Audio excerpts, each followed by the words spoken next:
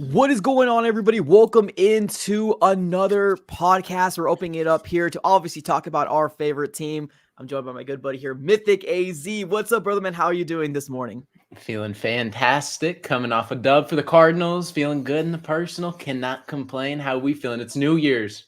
It's New Year's. Yeah, absolutely. New Year's, the holiday season just kind of crept up on me and my family, but overall, good time. And obviously, when we celebrate a victory Mondays, not very much in this season, but I'll take it with open arms. Big shout out to the people that are currently here in the chat. If you guys haven't already, smack up that like button. Do me a huge favor, smack up the like button. Do it for the algorithm. And we do have our first contribution of the day from Michael Evans. What's up, brother? He says, I have one question. Can K1 do that for 17 games, go to the playoffs, and win a game after 5 years? We're going to dive into it. Yes, a lot to talk about here today. Obviously, coming off a win and just a master class of a game for K1. So we'll dive into that. But before we do, we weren't able to go live on Friday because of, nothing was happening until bombshell of a news ended up dropping. And obviously the Marquise Hollywood Brown thing. So let's dive into that real quick. And then we'll talk about this game. So Marquise Hollywood Brown ended up being announced by Jonathan Gannon that he was going to IR, right? He's been battling a heel injury for quite some time, and Marquise Hollywood Brown is now heading to IR. What are your thoughts? And do you want Marquise, or do you think Marquise Hollywood Brown is coming back next year? Tough one, right? This is a very tough one because Hollywood Brown in the beginning of the season was balling out with Josh Dobbs, was dealing with injuries all season long. Obviously has this heel injury that's been lingering for the past couple of weeks, which led to him getting put on IR. So this is a tough decision from the front office to make because not only is this Kyler's guy, this is the guy that was supposed to help elevate Kyler Murray as well on top of everything. So it's tough because this is someone you want Kyler Murray to elevate with, but it just seems like he can't get it done. It's unfair to judge with an injury, but does that hurt his stock? Because this is a contract year. You can't see anything going forward with Kyler. What's on film is on film right now.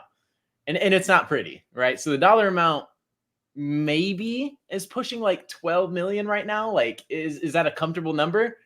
I don't know. Would you like a 1 year prove it deal? Because I don't think franchise tagging is smart. Maybe transition tagging. I believe the one where other teams can offer him a contract and then just kind of test out the market and see what it is, and then you can match.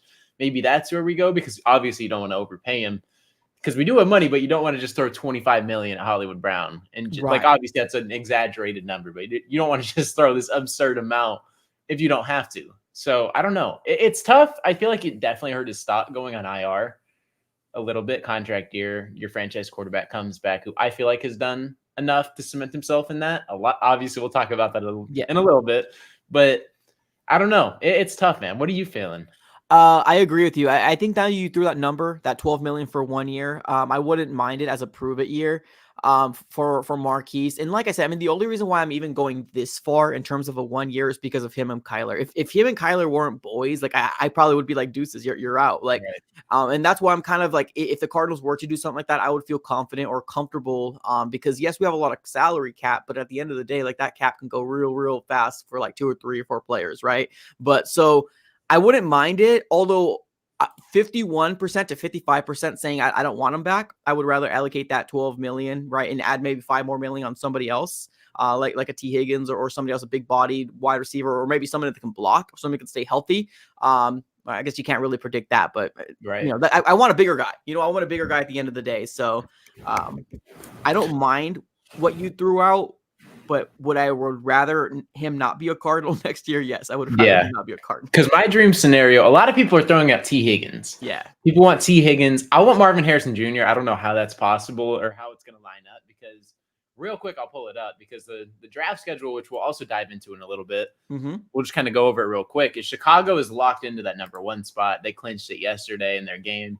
So there's no way Chicago moves from 1. So Chicago is slated at number 1. The ball's in their court. Are they going to go wide receiver?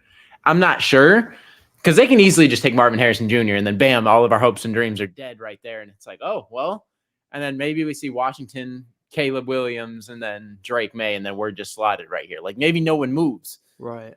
I don't know if that's going to happen though, but there's a lot that can play in. And is Marvin Harrison to the Cardinals potentially alive? Maybe. But Justin Fields rallying wins is not is not good. Yeah, it's not good because as you guys see, I don't even think they have a top 10 pick anymore. And they have 7 wins on the year. And Yeah. Justin Fields just had a fantastic game against Atlanta. And me personally, I don't believe in Justin Fields like that, but I don't believe in Caleb Williams either. And I feel like building around him is the best thing to do.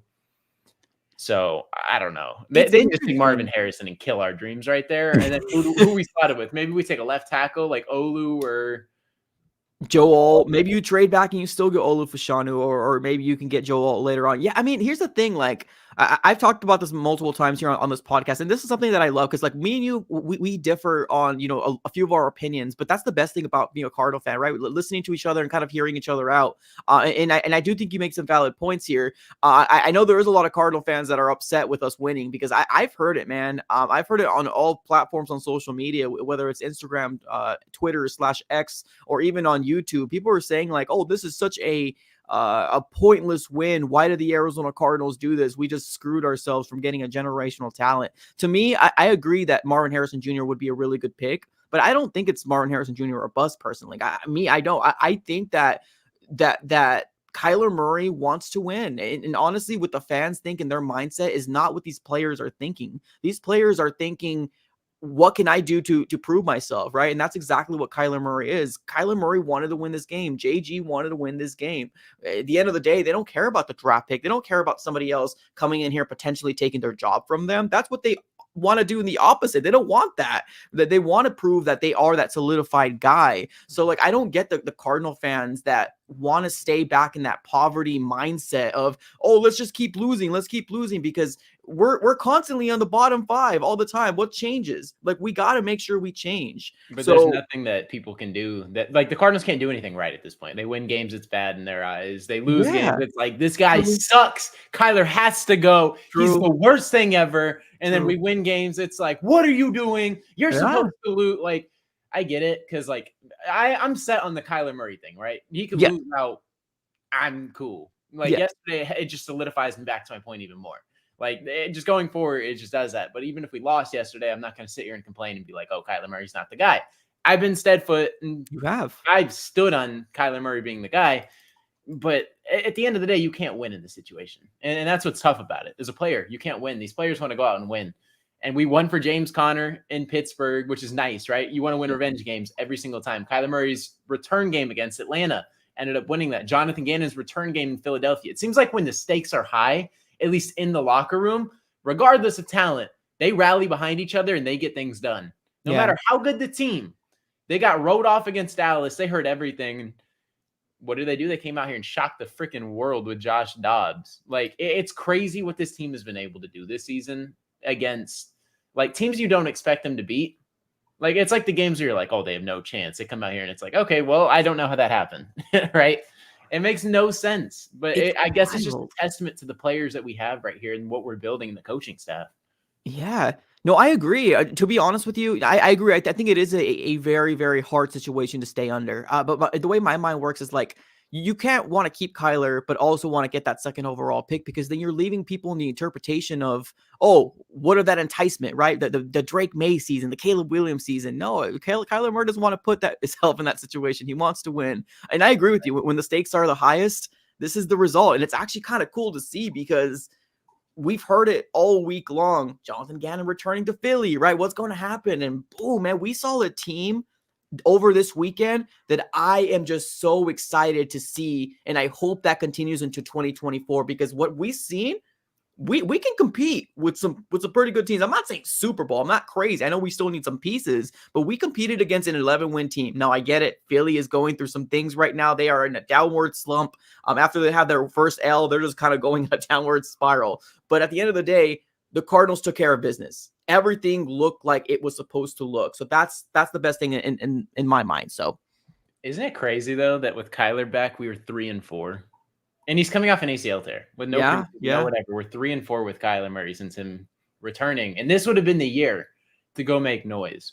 This would have been the perfect year. The Rams started off slow. They have 9 wins there in the playoffs. Yep. I believe they clinched yesterday with 9. And then Seattle's 8-8 right now, potentially fighting for a wild card. So like I said, that game is going to matter. You said the game is going to matter too. And I'm pretty sure it does. I think this game holds a lot of weight. And if the Cardinals end up winning, then the world is going to lose their stuff because this is another game that matters.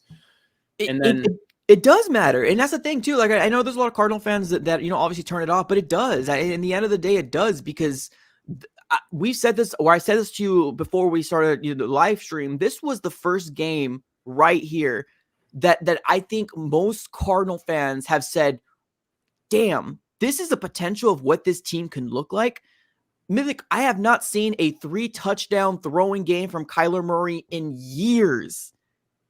It's been a long time since we've seen that. And we've seen Kyler Murray masterclass against a Philadelphia Eagles defense, which should be good. I get it. They're on a downward spiral too. But this is what this man did. 80% completion rate, 232 yards, 3 touchdowns, 1 interception. Now, that interception, I get it. There's a lot of fans going back and forth. It's Kyler, it's Michael Wilson, blah, blah, blah, blah, blah, blah. But at the end of the day, mistakes were made. But at the end of the day, they corrected it, right? They didn't let it beat them. And I think that's one of the most important things that I'm taking away from this game is that, yes, such a big, crucial, we were almost going to score a touchdown moment. We threw it away. We threw it away and kept chugging along and make sure we believed in the process. And, man, big shout out to Jonathan Gannon. I mean, he wanted this win, and we got this win from. Absolutely. That's the part right there that I'm really happy is this team rallied around him. Like, you have players on the Eagles talking about, we've got to whoop his whatever. Like, these players on the other side want to win it. The fans hate Jonathan Gannon in Philadelphia, right? But, like, the numbers speak for themselves. We brought this up. Like, this is the Jonathan Gannon-led defense, and whether you want to say the talent isn't the same, this Eagles team has players. Yeah. They don't have bad players. They might be old and aging and not the same players, but this is a 1-year difference, right? Like, how much is 1 year really going to do? Now, obviously, they lost some players, so I'm not going to sit here and just act like it's the exact same team, but to drop from freaking first to 28th in pass yards, second to 22 in total yards per game, 4 takeaways to 24th, and 8 points per game to 26. I don't know. It speaks volumes, though. That's the guy, right? That's Jonathan Gannon leading whatever versus whoever it is now. I don't even know exactly who it is, but it's crazy. It's insane. And to watch this team like genuinely rally around people, like, I don't know, because you can tell, like, even if James Conner's not going to come out here and say that he wants to win that game against Pittsburgh, other people around have said, like, yeah, we wanted to get this one for him. Right. People said when Kyler came back, we wanted to get this one for him. When Jonathan Gannon wins it, you saw the pictures in the locker room, right? Yeah. We wanted this game. Like, they wanted this game for him. They hear the noise just as we do, if not at a higher volume, right? Like, they hear it way more than we do, most likely. Yeah, because we talk. They're living. Yeah. They're living. This is their jobs. This is their livelihood. This is how they pay their bills. What we hear, obviously talk about our favorite team. This is what they do. Yep. This is their livelihood. This is literally what they do. You're telling me they don't look up, like, let's just say James Conner. You don't think James Conner's here and there just checking in and seeing what people are saying about him? I guarantee people are like, okay, let's see. Kyler Murray, for example. Just Kyler Murray as a person, or just like as a persona, is a big personality. He hears everything, right? He hears everything. Hollywood kind of confirmed it too. Like, Kyler's not coming back to just come here and just be average and be whatever. He's coming back to shut people up. Yeah, they hear absolutely. 100% agree. Let's dive into it, shall we? Let's talk about this game here. And I think any chance we can see an Eagles fan get so upset is a good day here for Cardinal fans and everything like that. But we've seen it, and we've seen, these Philadelphia Eagles fans get so upset, saying things like, "What are you doing?" What exactly you think happened in that second half for the Arizona Cardinals to turn it up? Because we were losing going into the half. It almost kind of felt like, oh boy, here we go. First drive looks good, and then it's not working again. What do you think happened? So I feel like it's. So let me see if I have the statistics, but time of possession, that is what happened. The Cardinals dominated time of possession. It was like 39 minutes, almost 40 minutes to their 20. You don't allow Philadelphia to have the ball and have opportunities. I don't even think we punted the ball. I think we did one time. Yeah. If we did, we punted one time. I'm not even sure we did. Yeah. We might have punted once. I think it was I'm not sure. But when you dominate time of possession like that and don't allow them to get opportunities, and they have 20 minutes of offense, like, they put up points, right? Don't get me wrong. They put up 31, I believe, 35, 31. They put up points, but they only had 20 minutes to do it, right? Like, say they have 30 minutes and they're probably putting up a 40 bomb, but they don't have the opportunity to do that. Cardinals are running all over them, all over Philadelphia. They could not stop a Dang. James Conner put this up. Just let's go ahead and read it real quick. That's 26 attempts, 128, 4.9 average, 1 touchdown. And that's only one person. We had over 200 yards rushing, and Michael Carter also had himself a nice little day. Talk about Michael Carter. Let's go. I love it. I love Michael Carter. I told you I was so high in this pickup. I love it. Love it, love it, love it, love it. I think going into next season, I would love to see him with more reps and ramp him up a little bit, kind of get him accumulated with the offense and just familiar. And once he's familiar in the system, I feel like he's going to take over for Amari DeMarcado, who I'm comfortable with as the running back 3. Like, I feel like that's a great running back group. Obviously, James Conner, I don't know how many years he has left, but I'm not mad at this running back group at all. At all. 61 rushing yards for Michael Carter. That's 8.7 a carry. Crazy. And then 0 punts. Yeah, that's right. So we got the chat correcting us with 0 punts. Yeah, I just think that we saw a game that was played to perfection is what I feel like we saw over the weekend here. Now look at this, man. The total, you don't see this from a Cardinal, but the total yards, 449 to their 275, passing yards. What? 228 to 184 rushing yards. Look at that. Dominated. This is a defense that struggled, and I'm talking about the Cardinals with stopping the run. What the heck was the Philadelphia Eagles' plan here? To come in here and let Jalen Hurts beat us? Yeah, that was a mistake. Yards per play, I mean, it's a little bit of difference there, but look at the first downs. 32 to their 17. Third down efficiency, 50% to their almost, under. Fourth down, we converted both fourth downs. Punts, there you go. That's where we should have looked at. 0 punts to their 2. But you're right. Look at the time of possession, dude. That's close to 20 minutes of we having the ball more than them. Double the time. Literally double the time. You can't make that up. That's a Cardinals team, by the way, who just dominated Philadelphia, which if you're going into the postseason as Philadelphia and you got to go play teams like Christian McCaffrey, who have Christian McCaffrey, you have teams that have Dallas's O-line. Obviously, Tony Pollard hasn't lived up.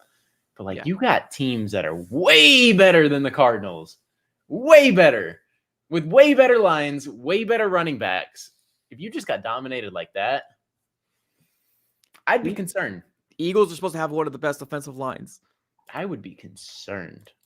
They're I don't know. Like the Super Bowl for Philadelphia, this might be it. Like this might be the run. I don't know how they're going to get it done because they have a lot of aging guys like Jason Kelsey, who I don't know how long he has. Fletcher Cox, don't know how long he has. And let's say both of those guys go. Those are 2 of the guys on the line that kind of control the line of scrimmage for them. That can hurt. Let's say both of them are gone next year and they're performing like this. I don't know. I like they have Jalen Carter to fill in, but I don't know, man. It's tough for Philadelphia. Do you think they're still Super Bowl contenders? No. Honestly, by halfway point, to me in the NFC was always 49ers. I feel like the 49ers are that team in the NFC. I guess you can throw Dallas in there if you want, but like it just depends on what kind of Dallas team is coming out and play. Like they're either really dominant or they're like super soft, because that Lions game, I don't know why the Cowboys won that game. It actually frustrates me still to the day that in terms of why they won that game, because I was really rooting for the Lions in that. Is it Thursday Night Football? I believe it was. Yep. So yeah, I think it's 49ers though. Yeah. Detroit's solid too. I feel like it's Detroit or San Fran. I can't be comfortable saying anybody else. And then in the AFC, I have Ravens. And if the Bills sneak in, I think the Bills can actually make some noise this year because Joe Burrow's out. Yeah, like Kansas City is so weird. They're so weird, dude. I don't know. They have Pat Mahomes. It's kind of like the Steph Curry effect. Like you can never rule out a team because they have this person, or the LeBron effect. Like they have this guy, so you can't rule him out. Like they have that guy, so let's not talk down yet until it happens. And when it happens, cool, it's in the past. But like Pat Mahomes is that guy, regardless of no weapons. Like it's easy to hone in on Travis Kelce. Right. Yeah, they're starting to get exposed. Yeah, Travis Kelce got shut out in the first half. Like kind of figuring it out. Let the receivers beat you. They can't do it. It's tough, man. I don't know. Super Bowl is weird. This is why I'm saying I wish Kyler was healthy all year long. Yeah, it would be. I'm not saying we have like insane talent, but just like fairy tale run. I wish we could have just snuck in and just done some crazy things, right? Yeah. I agree. And yeah, to correct myself, yes, the Lions played on Saturday night. Man, with all these games, it's so hard for my mind to wrap around. It's not just Thursday, Mondays, and Sundays anymore. Like now I got to worry about Saturdays to worry about. Right. So it's crazy. I think just pulling up the stats in general, it automatically makes sense in terms of why the Arizona Cardinals beat the Eagles. Were you surprised in terms of like what you saw in the second half? Yeah, because we turned it around. We were able to get things going. Like, I don't know what clicked, but like the Cardinals just are like, all right, you know what? Shift the mindset. Like, keep going with what we're doing because not much changed, right? It was just run the ball, dominate. It's just we were able to punch it in and we were able to capitalize on drives at the end. So I'm not necessarily surprised because we saw him kind of dominate, but I believe it was 21-6 at halftime. Yeah. So whatever it wasn't pretty. It's just the Cardinals defense honestly stepped up the most. Yeah. The defense stepped up crazy. And that's with no Kazir White too. And it's wild, man. Honestly, let's dive into the elephant in the room. Let's talk about Kyler Murray. Every single, Overreaction Monday, we talk about him. And I think it's been a while since I've been positive about Kyler Murray. You talk to me, Mythic, because you've been always on the same talk. How do you feel about this game for Kyler Murray? And do you feel like this solidifies, or do you feel like he already had a solidified game in terms of him being the franchise quarterback in 2024?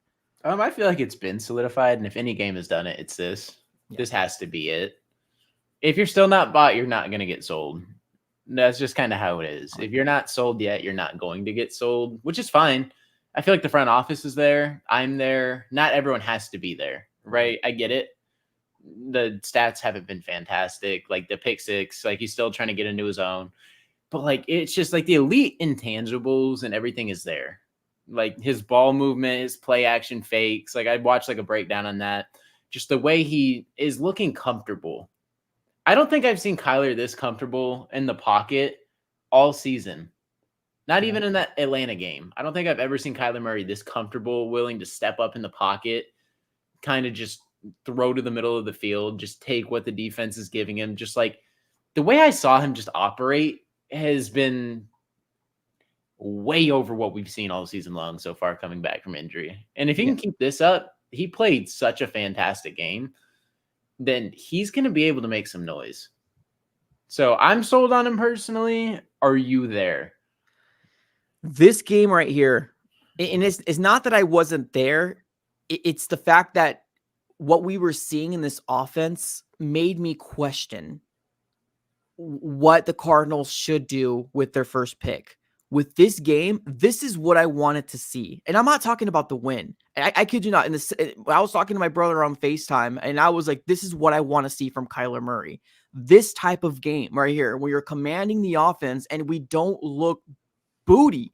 This is what you want to see. You want to see a franchise quarterback command your offense. And where's that stigma, right? Or we don't have wide receivers. They showed the heck up this game. So something must have been wrong, right? The communication, the game plan, the throwing, the not being able to see. I don't care. I don't care whose fault it was. They fixed it. That is what I'm looking for. Whoever's fault it was, I don't care. Rally together, fix it. And this game right here showed that the wide receivers can finally catch. Greg Dortch, good for this man. Just about to pull it up.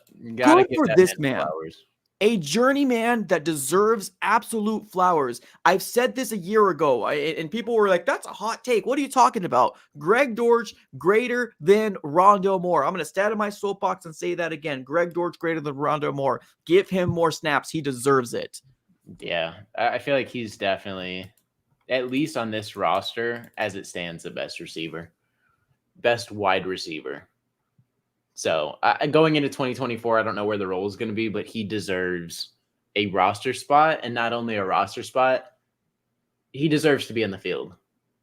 I don't care what it is. He deserves to be on that field in some kind of way. At least number 3 wide receiver. He deserves it. Whether it's at slot, whether it's at outside, whether we don't go get somebody, he deserves to be on that field, especially over Rondale Moore. He's earned it. Like he just continually, when he gets reps. And I told you before this game started, like I feel like Kyler Murray has one connection with one receiver, and it is Greg Dortch. There's comfortability there. Yeah. I don't know what Greg Dortch does right, but like it just feels like Greg Dortch, coming from being undrafted or whatever, has like a mindset where it's like you work hard every single game and just do your job. And he comes in and you can tell he plays hard every single time. Like, regardless of what happens, he goes out and plays. He plays with heart. He's a dog. Yeah. He's a dog. That's a word you said. He is a dog. And that's just what it is. You have it or you don't. You have heart or you don't. He does. He plays with it every single game. He just has a motor. He goes. And then Rondale Moore, I don't know. It's not there. So maybe we go sign a guy, draft a receiver. I want Greg Dortch to not get pushed back to the 5th spot again. I agree. I want to see what he has while he's here. Like, he just makes plays.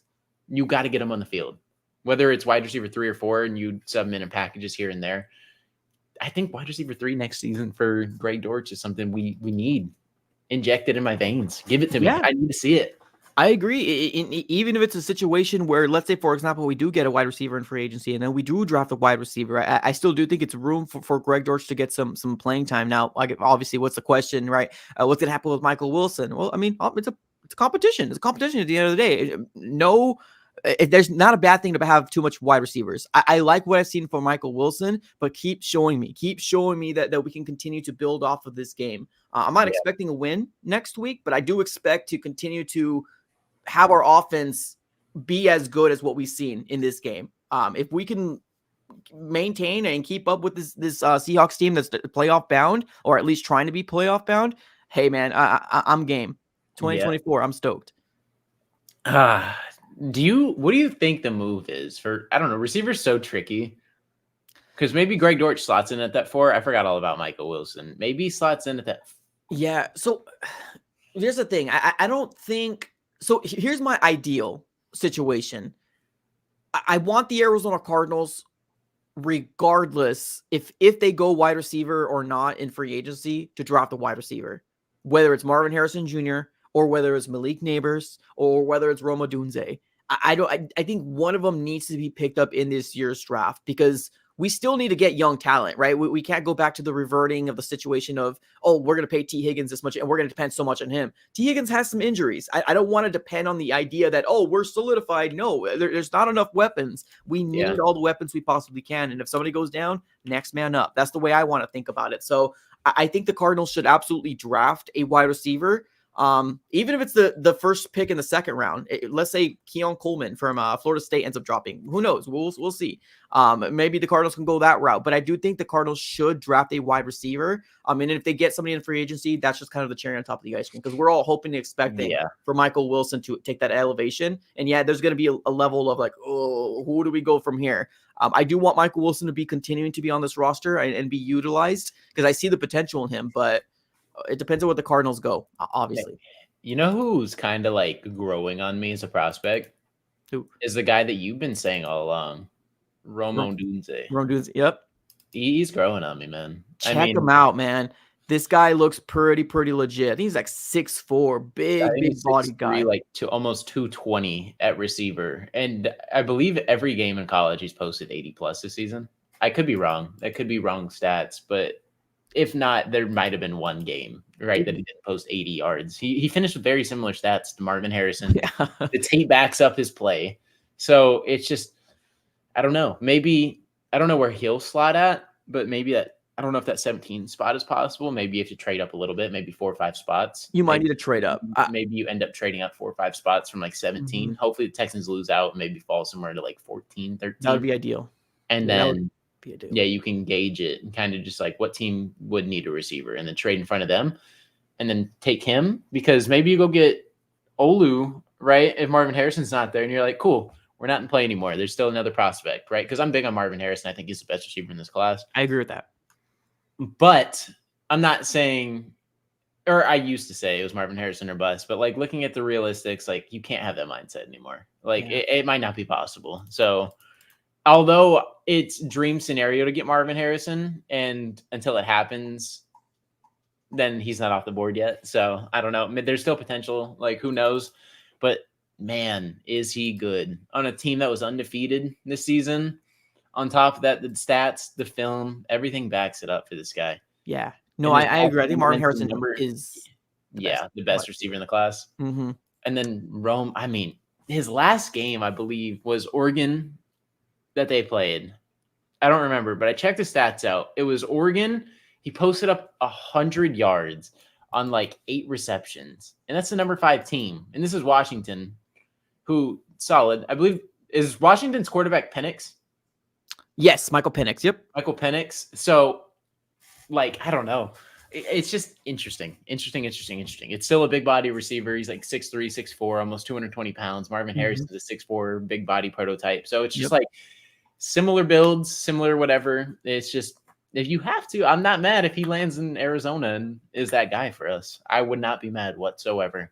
Yeah, college football. I completely forgot. I mean, the regular season pretty much ended at the beginning of December here, but yeah, his stats on Oregon, he put 102 yards, and 8 receptions. Yeah, and then the game prior 120, the game prior to that 106. It's constant. It's at 80 or above, in terms of what he's doing. So I really want to see what he does in the combine, because I'm going to be covering that like to a T, man. I'm going to be very excited about who the Cardinals can possibly get, and try to scout my own way. So, but yeah, going back to Kyler Murray, and then we're going to talk about the draft position and what we think could happen, because I know there's a lot of people freaking out about Marvin Harrison Jr., but we'll talk about that a little later on. Going back to Kyler Murray, I do think that this is the game he needed. I think this is the game he needed to show the people that were on the teeter-totter, either, move on or don't move on. There's a big group of people in the teeter-totter, and I kind of find myself right there where I was like, oh, I don't know. Show me something. Show me Kyler Murray. This game right here, or at least that second half, really was like, boom. Okay. You reminded us what you can do. So I think Kyler Murray needed this game. And I think regardless of what happens no, well, I guess that's not true. Build off this. We can't go back declining. Build off it. I'm not saying win. I'm not saying you have to win or we're going back to teeter-totter. No, I'm not saying that. I'm just saying continue to make sure this offense runs smoothly. So I do think Kyler Murray needed this game. And this was a masterclass second half for him. I truly do think that. Very good. The Cardinals dang near played perfect. Yeah. Almost played perfect offensively. And we've said this too. In order for this team to win any game, you need to play perfect.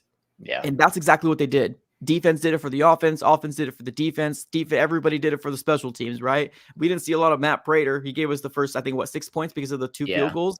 But in the end of the day, this is what you need to do. And I'm very, very proud and excited about Kyler Murray moving forward.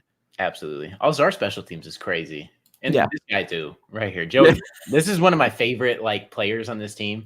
He makes plays, special teams, defense. He got the game-winning pick yesterday. I don't know. He just makes plays, man. Like special teams, he'll get fumbles, he'll recover. He's at right place, right time. We have Matt Prater.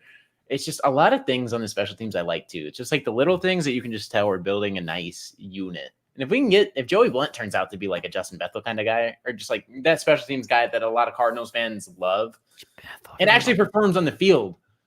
Like Joey Blount could be better than Bethel. Who knows? But Bethel just used to make plays on special teams here and there, and his name would always get called, and you're like, there he is again. So I don't know. Joey Blount has made play after play. That's right. The playoffs are happening today for college football. And Washington made it, right? Yeah. Yeah. Undefeated. Washington's playing today at 6-4 Sugar Bowl against. That's gonna. Keep your eyes open, ladies and gentlemen. That's a great player to bring up too today, right? The game. I didn't even know he played today. I didn't either. That's why I love the chat. They remind us right when we're wrong. Right. Who brought that up? Whoever brought that up. Shout out to you. Shout out Cards fan over here. Shout out. I did not know that. Now I'm keeping my tabs on. I might watch a college game. Yeah, honestly, it's definitely a player to look out for sure, because I get where we're at. Now let's move to that. Let's talk about draft position, shall we? Let's talk about kind of obviously the freak out of what people are kind of going through right now. And I get it, but this is where we're at right now. The Arizona Cardinals have moved over to the 4th overall spot here in the NFL draft with the win. And then, of course, New England seems to be tanking. Washington ended up kind of leapfrogging. Chicago is solidified at that number 1 spot. What do you see happen, I guess, in a perfect scenario, or what do you think can happen here? And do you think Cardinals still have a chance? Shoot, it fluctuates every week. So I'm gonna predict it real quick. So I'm gonna pull it back up. Mm-hmm. So I'm gonna say Chicago's slotted at 1. I think Chicago's gonna go trade this pick with either Washington. Okay. For Washington to take Caleb Williams. If this standing stays the exact same, it has to stay the same. So Washington can't get the win, New England can't get it in Arizona. If every top 4 team is slotted, this is what I'm gonna say. So I think Chicago, in my eyes, if they're smart, would end up trading to that number 2 spot, just get more draft capital as much as you can. Washington is not going to take Marvin Harrison. I agree. No chance. And if New England calls too, there's no chance they end up taking anybody besides Caleb Williams or Drake May. So I think Washington's going to trade up. Chicago's going to trade down to that 2 spot. Washington's going to take Caleb Williams. I think that's for sure. I think Chicago, with the assets that they accumulated, are going to be happy slotting at number 2. Can't fall back. They're going to get their guy at Marvin Harrison. Number 3, New England. I don't see them moving off this either. I think it's going to be Drake May. I feel like he's a perfect guy for New England. Unless they move off Bill Belichick, then I don't know. Maybe they make a play. Maybe it's New England trading up. Yeah. But I'm going to say Drake May. And then Arizona slotted at 4, I think, is going to take Olu. Olu Fashanu? Yeah, I think it's going to be that. And then we're going to find a way to move off DJ Humphries. Yeah. Honestly, with what you said, I do agree. I mean, I think Chicago was smarter. I would say they could move to 3 because Washington needs a quarterback. New England needs a quarterback, and I think they'll get more pick value if they go to New England. But obviously, that's kind of, pins in the, you're kind of like, being very, very stickler at that point. It doesn't matter who they pick. But I do agree with you. I think Justin Fields has done enough that I don't think Chicago's even looking at a quarterback right now. Did you hear the rally for Bears fans in this last game? They said something like, "Oh, we want Fields. We want Fields." Basically, expressing the thought that they don't want to move off of Fields. They've seen enough from this guy that they want to continue with, and that's cool. That's really cool to see the fan base kind of gather together now behind somebody in the crowd after a game winning, chanting "We want Fields." It's dope. It is. It really is. Regardless of what you feel about Justin Fields, you got to admit that's got to feel great. It does. After hearing it, because Kyler Murray even came out and said, like, it's tough. Like, I understand the position he's in. Justin Fields knows the position he's in. Like, Justin Fields understands that, like, these games matter, right? Like, they hold the number 1 pick. So, like, these games do matter. Let's say Chicago loses their last 3 and they're slotted at number 6 or number 5. Then it's like, cool, get out of here. We're going to go trade you to Atlanta, and we're going to go trade you somewhere else where you can go do whatever. We're taking Caleb Williams. Yeah. End of story. So, it's cool. That and the coaching staff too. People just think about the player, but is it Eberflus, the coach over there too? And Ryan Poles, the GM. Yeah, we're talking about a guy can potentially lose his job, and people were talking about that over a month ago, that this might be his end game if they lose this primetime game, right? And that must be a lot of anxiety and a lot of stress to really think that your job is coming after, going to be swept away from you. So good for them. Obviously, I'm not sure if he's going to be the coach for the future. And I mean, longevity, obviously for next year, it seems like it. But like, man, they are all fighting for their jobs right now. And I think the Cardinals definitely had more wiggle room in terms of losing that Chicago game. But this was a really good game for Kyler Murray to win, in my eyes, for sure. Absolutely. I teeter-tottered back and forth, but I kind of came to the realization, like, all right, there's people in this draft anyways. We can solidify that offensive line. We can keep Kyler Murray upright. If you get Olu Fashanu, or if you get Joe Ol, we can solidify this offensive line like Steve Keim never would have imagined. And we can get a playmaker at the 2nd pick. Let's please hope that Texans lose so we can drop that pick. But like, it can happen. And we got so much draft capital. Who's to say the Cardinals don't trade up and get a wide receiver they want? Hell, what if they trade in the top 10 and get Malik Neighbors? We don't know, right? I mean, the Cardinals can do anything. Like, we have so much picks, and I think that's what the most exciting thing is, that yes, the season sucks. Yes, the season didn't come out the way that it is. Yes, I have talked bad about Kyler Murray, and I wanted him to prove it to me, and he did. So this is exciting. I'm super excited about it, to be honest with you. I think you did say this perfectly. I think Chicago is going to trade back, whether it's Washington or New England. I think they're not getting Caleb Williams anymore. I think they're going to get Marvin Harrison Jr., but we need to start thinking about Cardinal fans and who we could possibly get, because there's still potential out here, a lot of potential. Right.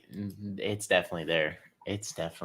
And this is the first time where we have a GM where I can just sit back and be like, even if it's someone I want and we don't end up going there, I'm not going to be like, oh my God, like, what are you doing? I agree. Time passed up on CeeDee Lamb. I wanted to freaking choke this man out and slam him through a table. Like, you freaking Thanos looking mother effer. Like, what are you doing?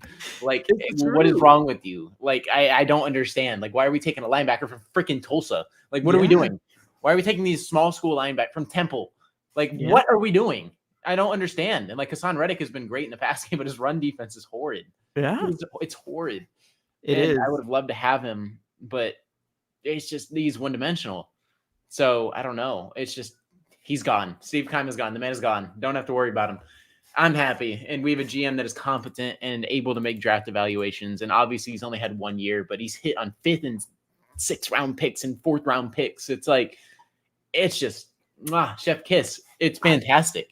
I agree, man. I agree. I when I first originally saw the draft, I was a little bummed out not getting Will Anderson Jr. But honestly, the way I thought about it was, I'm going to allow this guy to cook. I'm going to allow this man to show that he can do it. And this is his first year. There's no point in getting on him in the first year.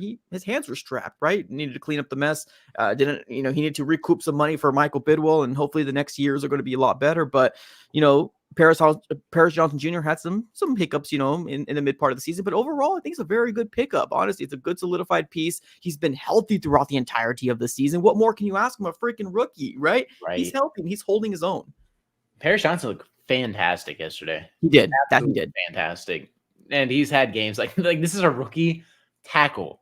A rookie tackle. Tackles sometimes struggle, and he's had his fair share of hiccups. But against like Nick Bosa, he's looked good. Hassan Reddick has looked great. Like he's had games against top edges where it's like, okay, Monty might have not only like I love Paris, the pick. I love the overall pick, but it's like this guy might have been like a franchise tackle right here. Like this could be not only a staple point, but a future superstar tackle that we have here. And how he did it. He went back to move back up, and he got a first freaking round pick, and they still got his guy. They still got the guy they wanted. Like, I didn't think the Cardinals were going to do that. Like, that's the kind of stuff that, when you think about, you're like, oh, you're the 3rd pick. You want this guy. No, he went back, and I was like, oh, snap, we're out of the top 10. He went back. And I was like, dude, bro, this man is a mastermind. He still got his guy. Like, let him cook. Let him do his thing. Right. And the Kyler, I'm pretty sure, advocated for Paris, right? Mm-hmm. So not only did he make this selection himself, and everything backed his draft evaluation up, because you're not taking a player, even if someone's vouching for him on your team, if you don't fall in love with the prospect as well. Not only that, he listened to Kyler, ended up taking his guy too, and the guy that he liked. And not only is it panning out, he looks fantastic. So it's a hit, super hit. Yeah. And I love the fact that you even listened to him in the first place. Or this is like even something that like, it's not like Steve Keim with his stubborn self where it's like, yeah, I'm going to listen. Like, oh yeah, Kyler plays a process too. He said he wants CeeDee Lamb. You hear all this buildup. Mm-hmm. Give me Isaiah Simmons. Like, what? Whoa. Like, hold on, wait a minute. Like, there's a reason he fell to 8, right? Like, it's like Isaiah Simmons, the Clemson guy. I don't know how he's falling or whatever. Personally, I thought Derek Brown was a good pickup. Me too. I did like Derek Brown. There was a lot of people that were potential in that draft. CD, Derek Brown. I was like, you can't really miss if you take one of those guys in my eyes. Misses. It's like Andre Iguodala, man. Give me Andre Iguodala. Give me Isaiah Simmons. Like pretty much, dude. It's rough, man. But I agree with you. I think I'm comfortable with. Let's see how we can cook, and a lot of people think that. First, the way that people are talking, it almost kind of feels like we went from like 2 to 12. No, we just went to 4. Like we still can get somebody great at 4. Like we'll be fine, y'all. Let's not jump off the bridge yet. I fell in love with the prospect of Marvin Harrison too, so I feel it, but I'm comfortable. No, well, I agree with that. But this win also shuts down all the talk, right? In terms of Kyler Murray. And isn't that a lot better for you to not even worry about Kyler Murray potentially losing his job? We have so many other holes we can address. Offensive line, wide receiver. Let's worry about building the team, and then we can kind of go from there. So, yeah, let's see what the mastermind Monty Ossenfort is going to cook up. I'm excited. Me too, man. Me too. All right. Any last things you want to dive into? Big shout out to the people that are currently here in the chat, by the way. I don't think I gave any shout outs, but Junebug, Duck, Outlaw, Pete, Alessandro, Trashboat, John, Angel. See you guys there. Thank you so very much for being a part of the live stream in the chat. Absolutely. Appreciate everybody tuning out. It's been an interesting season for the Cardinals. So everyone who's tuned in since we started this, appreciate all of you guys. And the one thing I do want to show is this plate real quick, if you don't mind. Yep. A little clip. And on 2nd and 4, he's got it. The old New York Jet with a nice move to the clear. That boy Michael Carter took his soul, snatched it. Broke some ankles, bro. Like that is...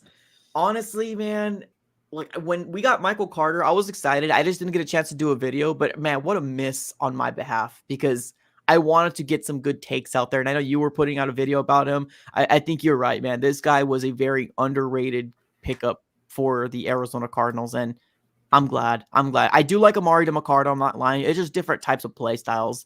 And I think when you have a James Conner being your bruiser, you need to have some sort of elusive guy. And I think Michael Carter is that guy. We've said this multiple times. Your Andre Ellington, your Chase Edmonds, we lack that. We've seen multiple times where when Kyler Murray is trying to throw to the flat with Amari DeMarcado, it's either the connection's not there. He always gets hit really hard, and I feel bad for Amari because it's like it shouldn't have been thrown, or maybe he's at the wrong spot. I don't know, but like it's not there. I want to keep him. Let's keep 3 running backs. I'm cool with it, but I do want to see more Michael Carter. Like that man is doing good things. Absolutely. It just presents so much in terms of offensive mismatches when you can have a pair like James Conner, just a bruiser, 3 down back, 4 down back, where he can do it in the receiving game. I mean, he had a nasty one-hand snag. That just reminiscent of 2021. Oh my God. Don't even get me started. I saw that snag and like instant like flashbacks, just like to the 2021 season where James Conner was just a receiving like beast.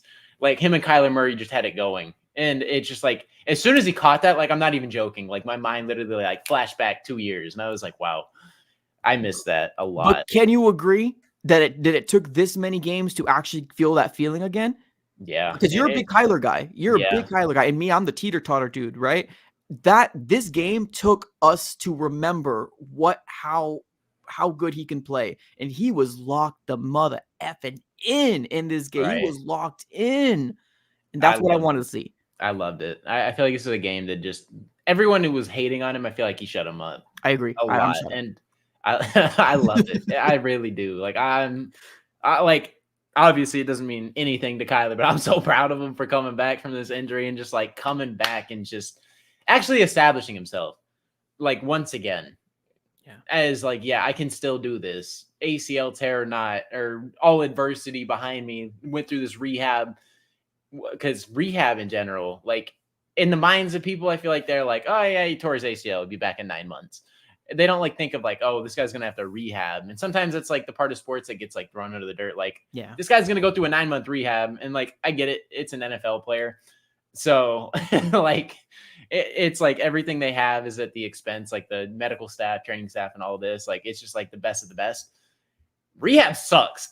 Like let's not get it twisted. Yeah. So I don't know. Proud of Kyler, man. Love to see it. Me too. I am very, very, very excited to see how the Seahawks game is going to be. It gives me a level of excitement to watch. And although, regardless, I was going to watch Seahawks versus Cardinals anyways, because I have an uncle that's a Seahawks fan. So, but like, it gives me more excitement to be like, damn, let's put a sweat drop on their head. Let's make them really, really worry about possibly losing and maybe getting booed out of the damn playoffs. We'll see. We'll see what happens. Do they have a playoff chance? Right now, I think they're in, but like if you take a look at the seedings, like it's so crazy because like they're so bunched up with like a lot of NFC teams. Do you have the standings up by any chance? Let me look that up. Yeah, look it up real quick because I know the Rams clinched. So that's 2 teams in the NFC West that are clinched. See, the 49ers are clinched at number 1 too, huh?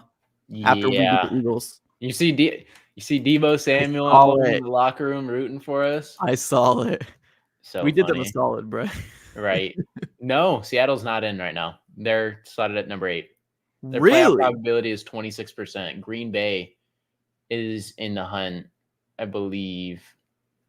I think Green Bay's at 17. It's the teams that have clinched in the NFC right now are the 49ers, Cowboys, Lions, Eagles, Rams. There's one team. So Green Bay finishes off their season with the Bears. Oh, so they got the Bears, and they're playing good defense over there. And then they're playing. I mean, they're both 7-8, or what's the records? Both of them. So it's 8-8. They're both 8. Tampa Bay 8, but I'm pretty sure they.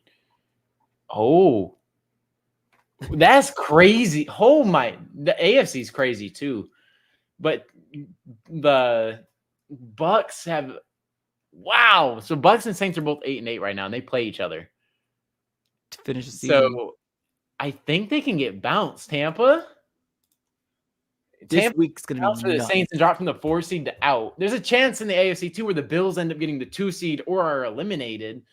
Like that's crazy. You can either be a 2 seed or you're out for Buffalo. Those are scenarios. That's wild. And then you have Green Bay, who plays Minnesota, which I'm pretty sure if they win, they're in. I don't know exactly. I think so. Green Bay just beat Wow. Minnesota, and then I think their last game is against the Bears, and then we have the Seahawks. So I can see a world where obviously if Green Bay doesn't win and the Seahawks beat us, like I think the Seahawks need to beat us regardless in order for us to even have a sliver of a chance. Yeah. Wow. Yeah. So Seattle has a 26% chance of making it. So if they lose this game, they're done for sure. Wow.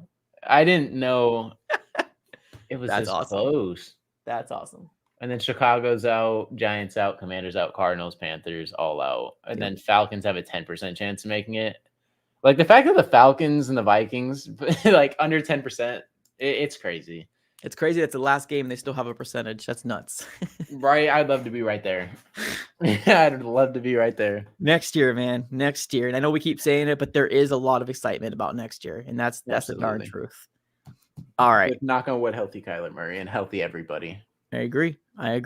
All right. We're going to close up shop, ladies and gentlemen. I appreciate you guys for tuning in. If you did like this conversation, do me a huge favor, smack up the like button. If you want to catch the next live stream, this is going to be our schedule moving forward. Overreaction Mondays on Monday, obviously, and then we have that Wednesday check-in, and then we do the previewing match in detail. And we want to find that opponent guy, but we're going to try to do that. I think we kind of slacked on the Philly one, but anyways, this is going to be the schedule moving forward. Take a picture, take a screenshot, give it to your grandma, your cousin, your second cousin. Let us know if they're a Cardinal fan to come on in and subscribe to Big Red Pod on YouTube.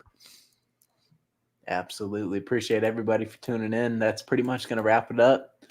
Have Absolutely. a good one, everybody. Have a great rest of your day. Go Cards. Peace.